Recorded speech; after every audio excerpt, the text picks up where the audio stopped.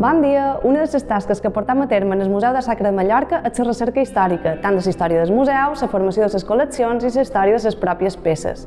Darrerament, amb motiu de la recent restauració i exposició de les taules de Santa Catalina, Sant Joan Baptista i Sant Pere, hem investigat sobre la història d'aquestes peces, ja que sabíem que provenien de la parroquial de Sant Miquel, però no en sabíem més dades.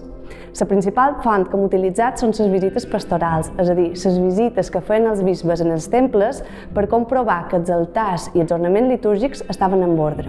Així és com han sabut que aquestes tres taules feien part d'un retaule de Santa Catalina que se trobava a la primera capella entrant a mà dreta de la parroquial del temple de Sant Miquel. Aquestes taules, pensam que eren de finals del segle XV a principis del XVI, varen patir algunes modificacions en el segle XVII i varen estar a Sant Miquel fins en el 1835, el moment en què se varen desfer els gremis. Llavors varen caure a l'oblit fins que el 1881 varen fer ingrés al Museu Arqueològic Lul·lià. Del Museu Arqueològic Lul·lià ingressaren al fons del Museu Diocesà i, avui en dia, és la primera vegada que es tornen a exposar ara al Museu d'Art Sacre de Mallorca.